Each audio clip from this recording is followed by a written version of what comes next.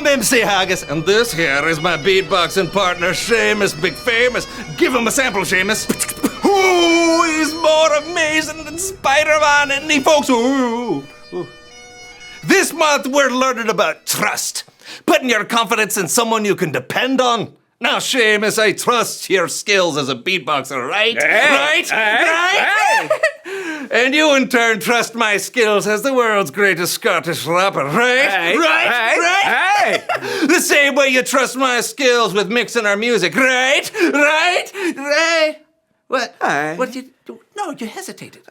Hesitated? Yeah, you did. You hesitated. It's because everyone wants us to use this new hotshot music mixer guy, isn't it? See, there you go again. You hesitated again. I think my mix of our music sounds great. Here, let's give my mix of our latest song a listen, shall we?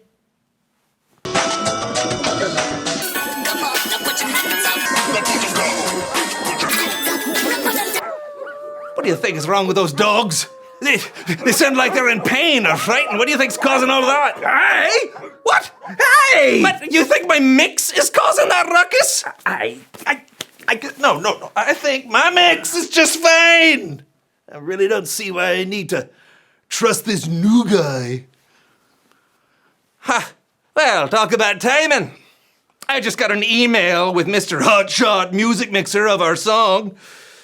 Now we'll see who we should trust to mix our music, huh? Kick it.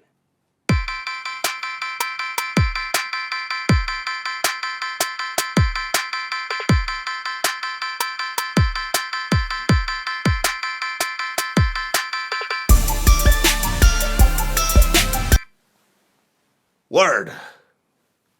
So that was really good. I guess I need to trust this new guy to mix our music. He seems like someone we can depend on. Hey, right. I say we rap about it. Kick it! I wasn't the best at mixing our mess, so the songs I mixed were a bust. So to fix our mess, we went to the best, so we put our confidence in someone we could depend on, and that's trust. Word! Okay. The dogs are just messing with me. That was a solid rap. Hey, who let you out? Hey. Yeah, who let you out? Hey. Who let those dogs out? Oh, I say we write that down. That's a good one. Dogs are out. The dogs are out. Ooh, someone opened the gate. Is that good? No.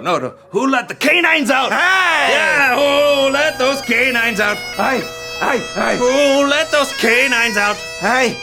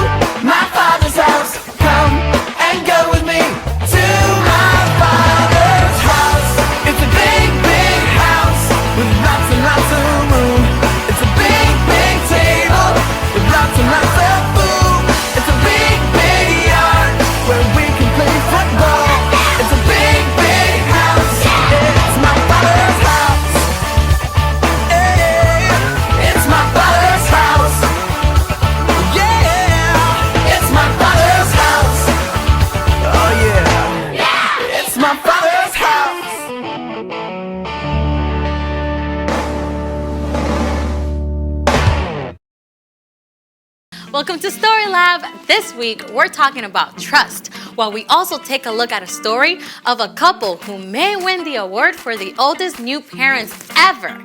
Oh, and wait for this. Wait for it.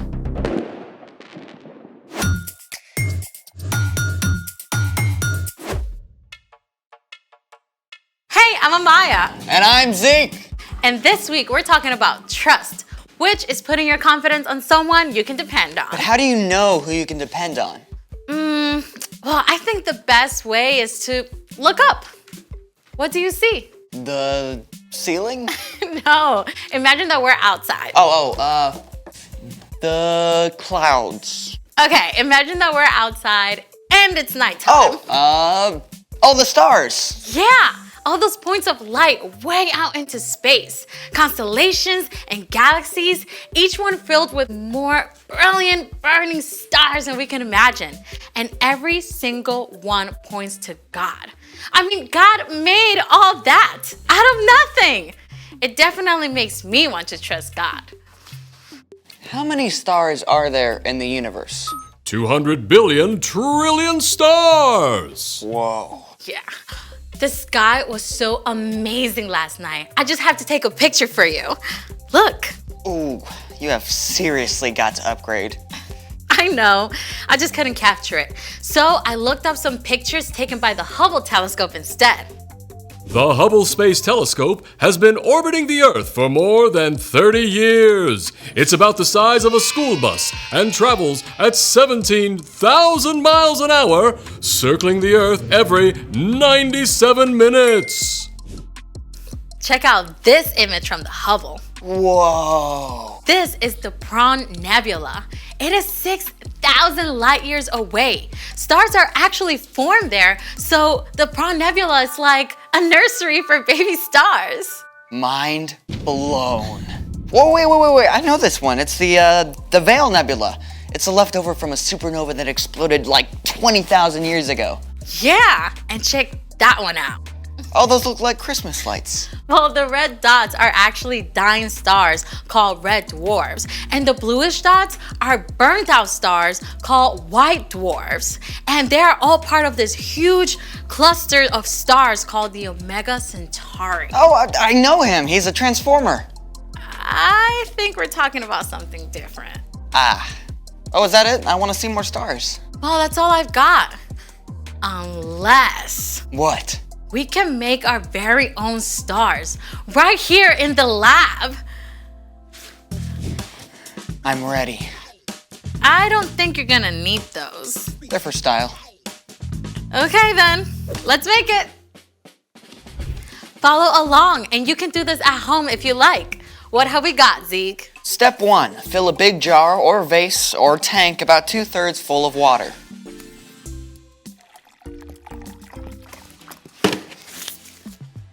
Step 2, pour oil into a small bowl. Or 2, or 3.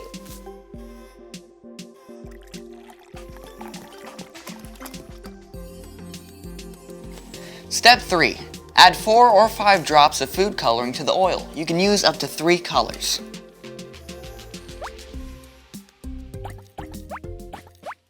Step 4, whisk the food coloring with the oil. It's a little latte. A really oily latte. Okay, pour. Wait for it. Whoa. Our very own shooting stars. Oh, can we see that again? Oil is less dense than water and floats on top. Food coloring is water-based and mixes with water. Once the oil is added to water, the heavier food coloring sinks down. As soon as they hit the water, they dissolve, forming tiny shooting stars. Oh, let's do it again. We've got tons of food coloring. I'd love to make stars all day, but we got a story to tell, and stars are a big part of this one. It's time for... The story before the story. Today, we're in the very first book of the Old Testament, Genesis. God made our amazing world, but sin entered the world. People turned away from God and went their own way. So God picked one man, a guy named Abraham. And even though Abraham was like 90 years old and had no kids, God told him to look up. God promised Abraham he'd have more kids than stars in the sky. Yeah, and the whole entire world will be blessed through Abraham's family. But Abraham and his wife, Sarah, they waited for years and years, and they still didn't have kids. Which is where our story starts. We're ready.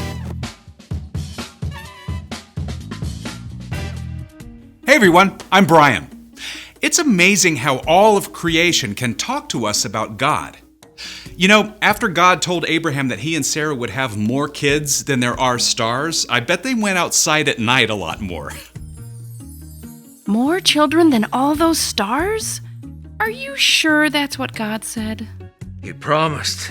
He said, we'll have a son. God's promise was clear, but Abraham and Sarah spent years staring up at those stars, waiting and wondering. They were both old, like old enough to be great-grandparents. Could they really have a brand new baby at their age?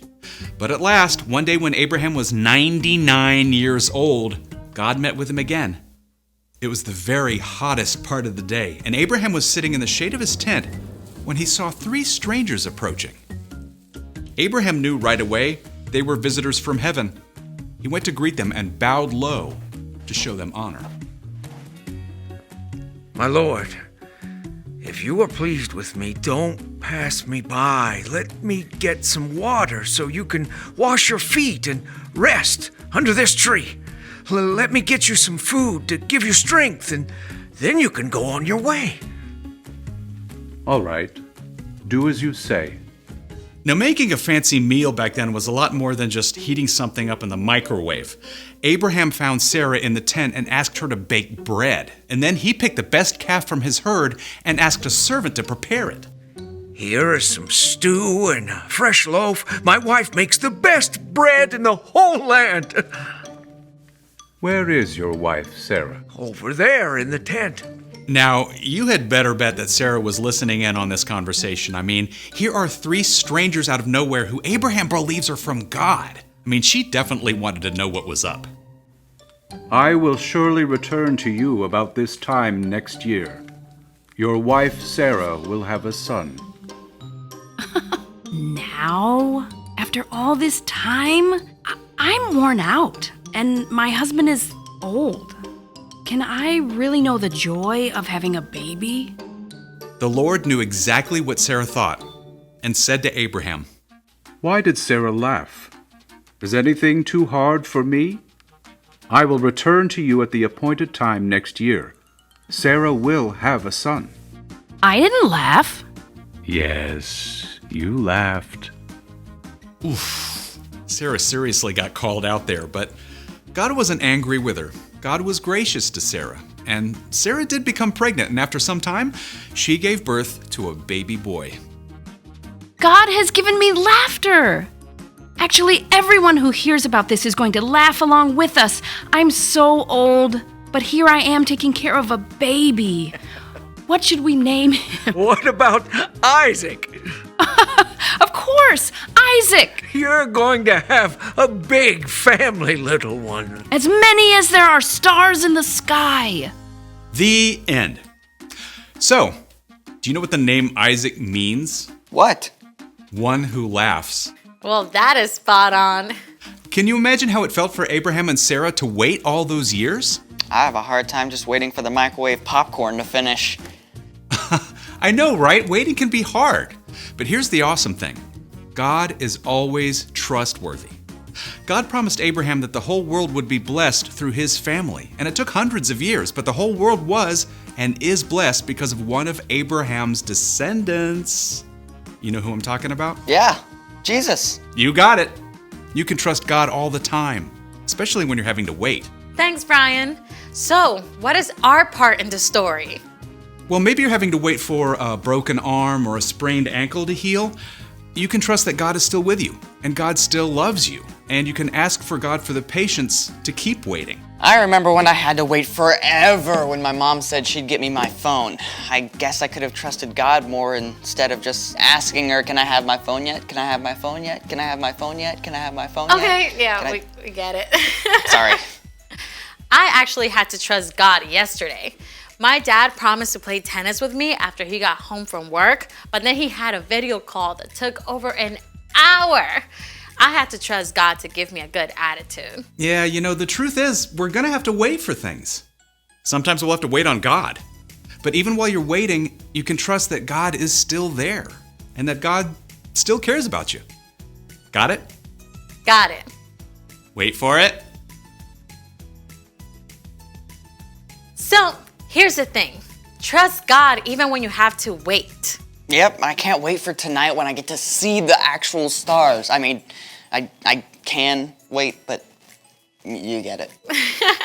Thank you for joining us in the Story Lab. See you next time. Here's something to check out while you wait.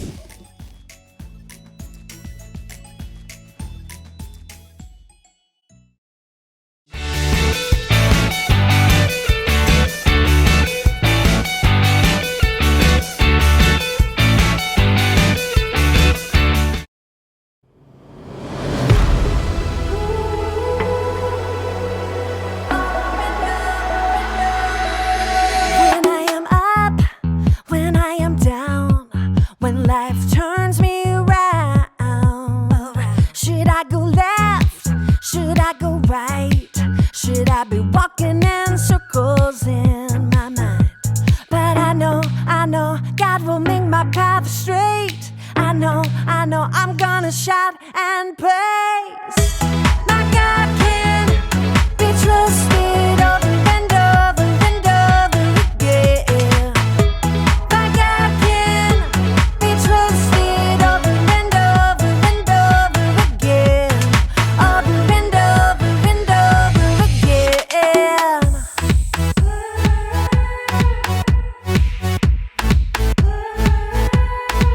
When I am up, when I am down, when life turns me around, should I go left? Should I go right? Should I be walking in circles in my mind? But I know God will make my path straight. I know I'm gonna shout and praise. My God can be trusted over and over and over again. My God can be trusted over and over and over again. Over and over and over again. I'm confident. My God can. I'm confident. My God can. I know. God will make my path straight. I know. I'm gonna shout and praise. I know. God will make